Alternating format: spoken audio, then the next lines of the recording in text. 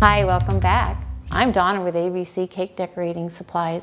Our next stop through our destination of gum paste flowers is going to be the calla lily. I am going to show you how easy they are and how beautiful the calla lily can be. And it is actually one of the most expensive flowers that we sell already pre-made. So you'll be able to make them yourself and in the colors that you want.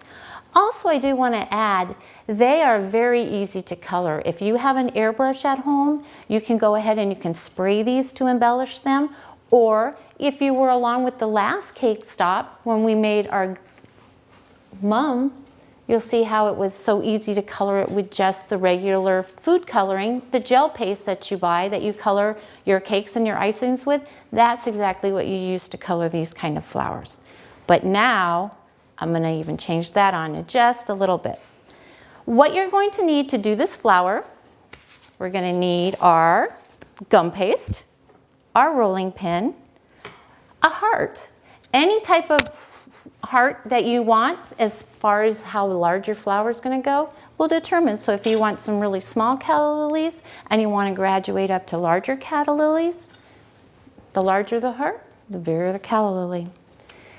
Also going to introduce something new to you, and this is the shaping cone. This is going to shape our flower so that it will dry and it'll have that nice contour to it. We're going to need our stiff foam. This one's a stiff one.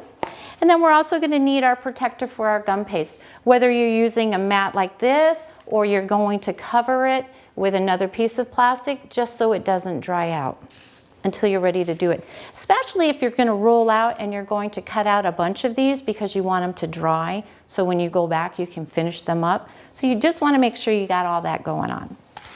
Then gum glue. Need our gum glue.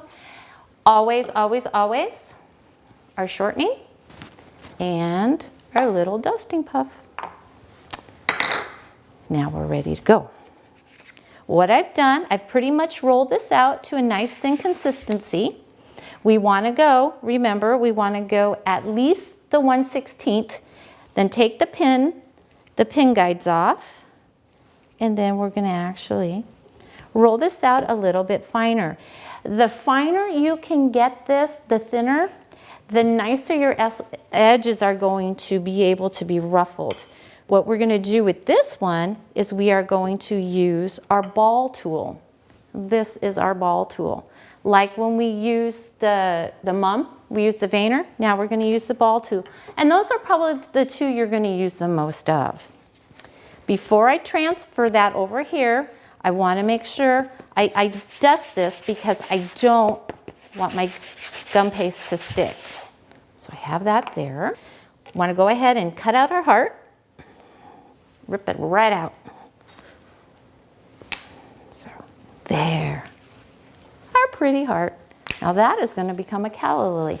And remember, because gum paste dries out real fast, just going to put it in a little tiny Ziploc bag here. You don't need much. Gum paste does come in a different size tubs, but you'll be surprised how little you use.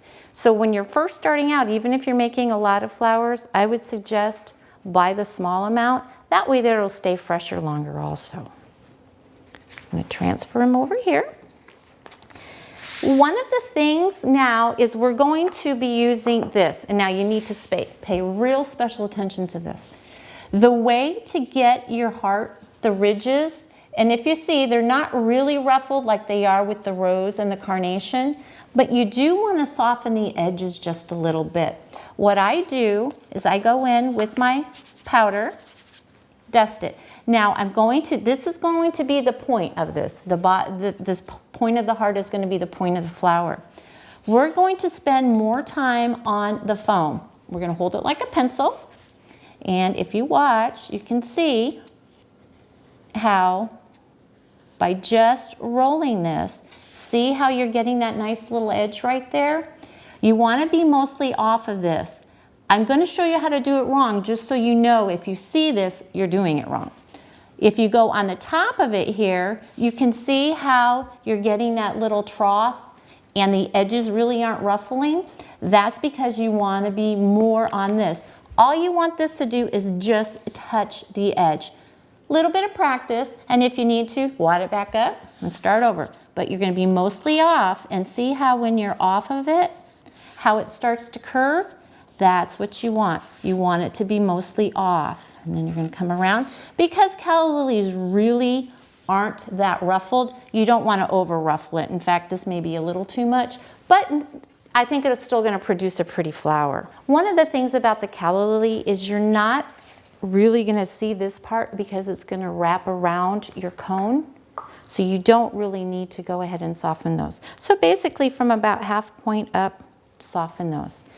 Next, if you want it to become more lifelike, what I have here, this is called the impression mat. If you followed us in the cake journey, we use the impression mat on fondant.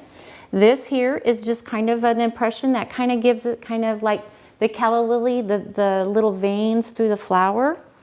I'm just going to go, let's move this a second here. I am just going to go from this part down because you're not really going to see it. But if you're concerned, you can go ahead and do the whole thing. We don't want to do too deep of an impression. We just want a light little impression. And if you remember, we don't roll it because we would be rolling out our fondant or our gum paste, whichever it may be. We're just lightly going to go through. And now we've got a little bit of texture to our flower. Just like with the forming cups, we're going to go ahead and dust our cone. We're going to take, the impression part's going to be on the inside. We're going to take our cone. Now we want this part to be up. And we're going to wrap it. And we're going to wrap it. And we want to have a little bit of a hole in there because we're going to put the center of it on a toothpick so then you can just poke them into your cake. One of the things I like to do when I'm doing it with gum paste flowers is I like to make them look like they're opening so that they're not like glued together. One of the ways to do that is when you're gluing it, I put a little bit of glue right on the inside here. And then I'm going to wrap it. You just might have to play with it a little bit.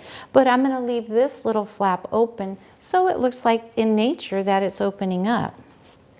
Now, any type of little tool that you have to pull these out.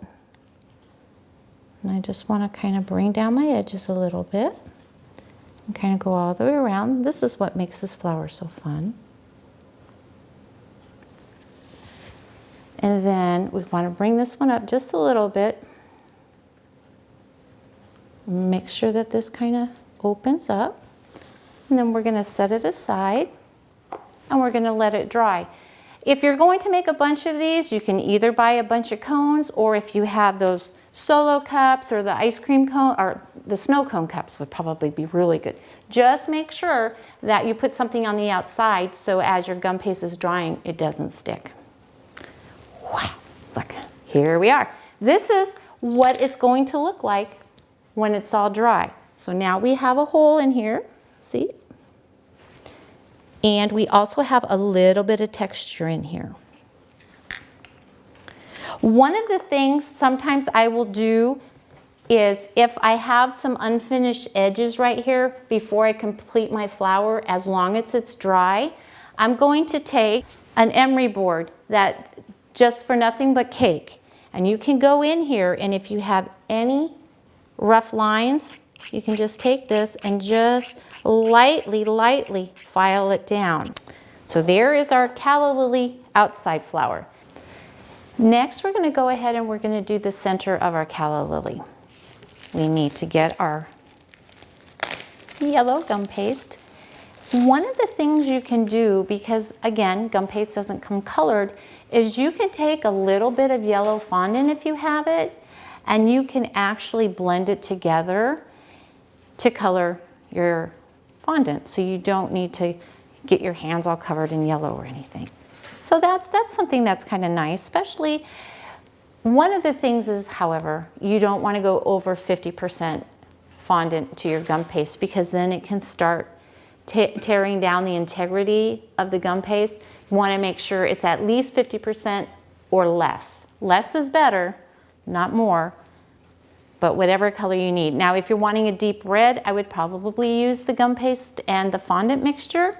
And then if I needed a deeper red, then I would continue to add my red color to it, so I didn't have to add so much red color.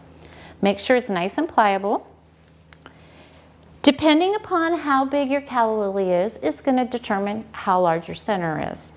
This one here, and it's going to kind of be trial and error, what I would do, depending upon how big it's going to be. And then these are little notes that you can start making. But they usually want to be right at probably just below where the little point of the flower is going to be. Then one of the things, let's see, and you'll start learning this as you play. And the one nice thing is you're making your flowers, so you can make them however you want. I did black and white calla lilies one time. I did the black center with the white on the outside. Oh, those were so pretty. Nothing says you can't do green and blue or whatever your favorite colors are. To do the center, we want to make it kind of like a cone.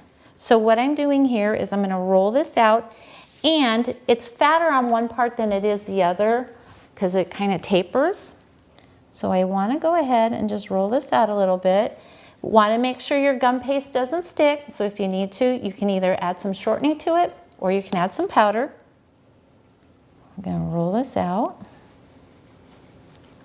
Want to kind of get it a nice, it's like when your mom always says don't play with your food. Well, now you can get away with it. Let's go this way. Then I'm going to just flatten out the bottom just ever so slightly. And if you want, you can kind of look and say, oh, look at that. Okay, nice. Then we're going to get our toothpick. This kind of flower here, you're going to want it to dry, but you're going to want it to dry upside down. Piece of foam is really nice because then you can put it on the side of your counter, weight it. They also have flower drying racks where you can take and you can stick your flowers in upside down. And then I just put something here and then my flower can dry. And we're going to actually put this on a toothpick. You can put them on spaghetti if you want. Just note to self, spaghetti is very, very fragile and they can break. So whether it's a toothpick, spaghetti, wire, you're going to want to dip it in your gum glue. And we're going to take this, whoop, we're going to push them right up there. Now you just want to make sure you don't push it up too tall to where it's going to stick out. Okay. Then if you want to here, you could take your gum glue and you could paint it on the outside and you could roll it again in some sugar. You could roll it in any type of meal or anything you wanted to make it look like pollen. What I'm going to use again is my 233 tip, and I'm just going to kind of, it doesn't have to be real intense. You just want something just so it's not smooth, because you want it to kind of just enough to just make it look like there's something there. Then we're going to take this. We're going to put just a little bit of glue all the way down on the bottom. Not a lot, just a little bit. And then this guy's going to go in here like this. You might want to give it just a little tug. Right here, just tug it just a little bit to make sure that it glues in. Gonna put them in here. After our calla lily is all dry, I'm going to show you how we're going to embellish on it. We're going to go ahead and add a calyx to it, and we're going to come in with a little bit of luster dust and just kind of paint it to give it a more real look. If you have any comments, please contact me, Donna@doublervideo.com, at the address below, and I'd love to hear from you. Thank you for watching.